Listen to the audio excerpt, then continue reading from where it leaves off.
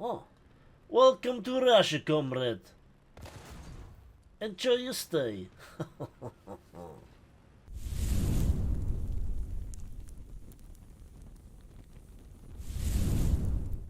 Hello there, and welcome back to War Thunder. There are days where you don't take things too serious, where you just wanna derp around and just smash things, right? And for those days, the Object 279 is just perfect. So I was tired of naval forces, I was tired of top tier, so I went down a little bit in battle rating and bring out the last of the heavy tanks, and this glorious super special Soviet tank just delivers. It has the strongest APHE round in the game with over 360 millimeters of penetration. That is the penetration values of some early APFSDS rounds, and it has 1000 meters per second mass velocity and just under 200 grams of TNT equivalent. So even if you hit the center mass of the tank pinpoint accurately, it still will absolutely obliterate the enemy tank, and it's deeply satisfying. I think the only way to kill a tank more satisfying if you yoink it into the next match with a Brummbär, and that's all that you need to know. Also, you have the really cool 14.5mm KPVT machine gun that also has a surprising armor penetration value of up to 45 millimeters. The tank is not invincible, but the tank is quite trolley with its speed and its armor being really bouncy. So you have a horsepower to ton ratio of roughly 16-17-ish. The maximum speed is 55 kilometers per hour forwards, and in reverse it's still a nice 18 kilometers per hour, which is faster than a lot of the light tanks and might surprise the enemy. Now, the reload of the gun is then what holds it a little bit back, because you have 8.6 with a perfectly trained ace crew.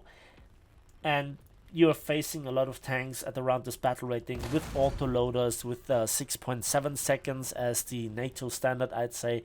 And you have to a little bit work around it, but when it does work, and you just one-shot them left, right, and center. And your hull armor is really awkward as well. Now, it's not foolproof, and a lot of tanks have the capacity to penetrate your hull, but it's also bouncy. If an enemy is surprised and you collide your hull all over with bushes to confuse the enemy, then they might just not hit where they need to in order to kill you. And your gun doesn't take prisoners. It just doesn't. So at the start I had a little bit of a kill compilation, and just right now we are getting into the main match of the day, which I will feature in its entirety from start to finish, and it has the potentially great title Like Moses in Front of the Paradise. And you will know what I mean with this made up title at the end of the match. So please observe the minimap. I am at the front line. I am going directly into the fight. The rest of my team is quite a bit behind, and in just a moment there will be a few guys actually coming late into the match with join in progress, which I absolutely do not recommend. There is one guy already 2/3 to the enemy's spawn, where he will scout quite a bit. There, a good portion of my remaining team has just spawned, and we're about to get into A. Good stuff right there. I already hear a tank, and already something gets scouted, artillery on me, just good stuff. And then just in front of our spawn, a DF-105 killed an Object 906. So the teams run through each other on a map like this. However, we got the map. Turret rotation isn't the best. You have to pre-turn, and just the violent disintegration of enemy tanks with this gun, with this shell. It's fantastic. I love it. I always pause a little bit to give my gun the necessary time to reload, and we just spotted something and we get shot with a smoke round. Okay. I'll take it. So let's relocate. I still want to defend A, and I hope that my team moves up to support me, to secure the flanks, and to just do some sort of gameplay. And I hope that it's not like Naval where 70, 80, maybe 90% of your team consists of bots. Now, let me tell you this.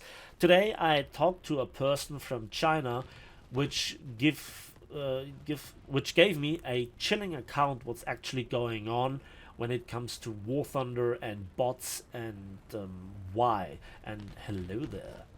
Now, that story you will probably hear in a couple of days, maybe weeks.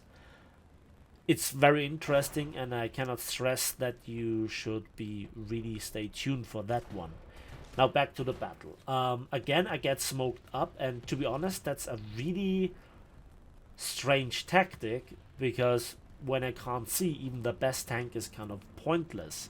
So I relocate again, and I get stuck because the hull is just oh so wide. Now this tank got shot, got hit. I see nothing. I get hit again. And I better should get the hell out of here. And just when I went into cover, my gun breech got hit and knocked out. And this gun breech can absorb quite a lot of stuff that gets thrown at you because it's just so big, which has pros and cons. Not losing crew is an amazing advantage. Now I smoke up, and the light tank repairs me, and now I try to find my way in my own smoke.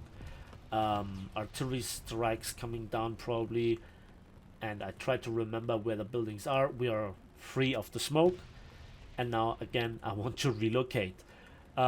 It's really stressful and hyper exciting to fight in close quarters, but it has its advantages and disadvantages. So, oh hello there. I wonder why the enemy tanks are so in the open. And did you see this? There was another one just behind him. There it is. Building collapses. Oi, oi, oi, oi, oi. Can we go forward? The explosion will mask my entrance. Where are you? Oh my god. Yes, that's what I'm talking about. Just obliterate them. I don't know why the enemy tanks are in the open right now, but thank you very much. And this is the advantage of having... Oh no.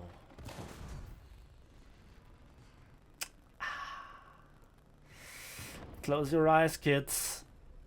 Close your eyes. War crimes happening. Oh.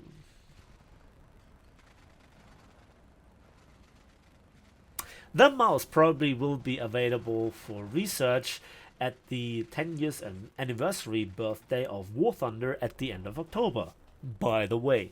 That is just speculation on my behalf, but it used to be the case a couple of times already, so I would be surprised if for the 10 years anniversary Gaijin wouldn't pull that one out of their hat.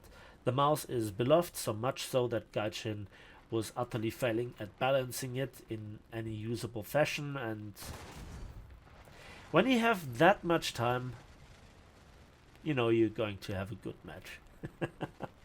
And again, very often I observe this with other tanks. I struggle so much to get anything done.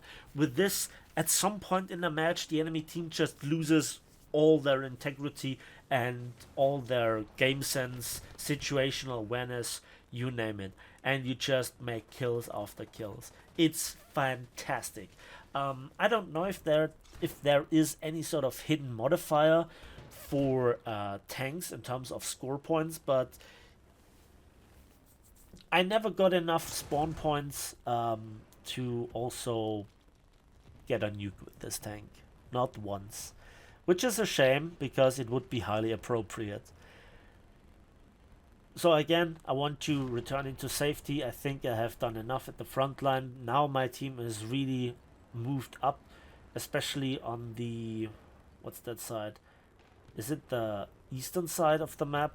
They are now controlling it utterly, and some airplane just strafed me. Yeah, the top armor of this tank might be its weakness. Oh, come on. Ah, that was a bit too low. Now that would give this guy the chance to fire at me again. There it was, but we absorb it. A PDS very often struggles, and for the second try, yeah, his armor saves him. I think that was an M48 with the 90mm.